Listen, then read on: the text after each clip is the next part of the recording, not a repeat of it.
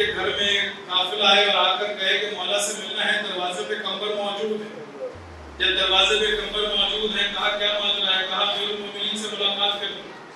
اندر حضرت کمبر گئے، دیکھا کہ مولا کائنات محو اصطلاحات ہے، واپس آئے، کہا مولا آرام فرما رہے ہیں، جاؤ کچھ دیر کے بعد آنا۔ دوبارہ سے وہ قافلہ آتا ہے، دیکھا کمبر ابھی بھی دروازے پر موجود، جائیے ہمیں امیر المومنین سے ملنا ہے۔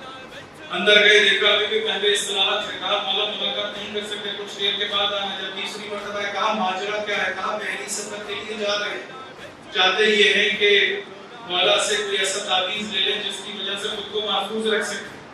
حضرت کمبر اندر گئے، ایک چپڑیا لا کر ان کو دے دیا، وہ سمجھے مولا نے دیا، لے کر بحری سفر پہ چلے گئے۔ جب بحری سفر پہ گئے، بیچ سمندر کے جب پہنچے ہیں تو بھنور اٹھنا شروع ہوا۔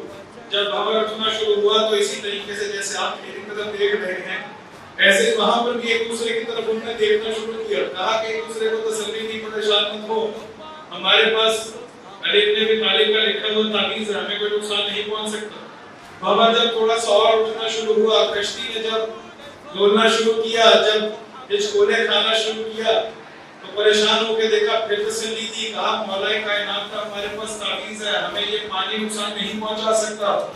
ہم نے امام اس کو مانا ہے کہ جس کی پنجہ قدرت میں خداوند عالم نے جو طاقت عطا کی ہے وہ زمین و آسمان کی ہے۔ ہم نے امام اس کو مانا ہے جو کہتا ہے کہ میں آسمان کے راستوں کو زمین کے راستوں سے بہتر جانتا ہوں۔ دوبارہ سے جب ہچکولے کرنا شروع کرتی ہے، ایک دوسرے کی طرف دوبارہ پریشان ہو کے دیکھتے ہیں، جب پریشانی بڑی یہاں تک کہ کشتی کے ڈوبنے کا وقت آ گیا تو کہا دیکھو تو صحیح، مولا نے شاید کچھ لکھا ہے، پڑھنے کے لیے کچھ کھولو تو صحیح، اس کو کہ اندر مولا نے لکھا کیا ہے، اس کو کھول کے پڑھتے ہیں، ممکن ہے پڑھنے کے نتیجے میں اس بھنور سے بچ جائے۔ اس کو جیسے ہی کھولا گیا، اس میں لکھا تھا کہ اے پانی کی لہروں، تمہیں علی کے غلام کمبر کا حکم ہے، تھم جاؤ۔ کہا یہ کیا ہو گیا؟ ہم تو امیر المومنین سے تعویذ لینے کے لیے گئے، ہم تو مولا کائنات سے تعویذ لینے کے لیے گئے تھے، یہ تو کمبر نے تعویذ لکھ کے دے دیا، یہ تو کمبر نے لکھ کے دے دیا، اب تو ہمارا غرق ہونا پکا ہے۔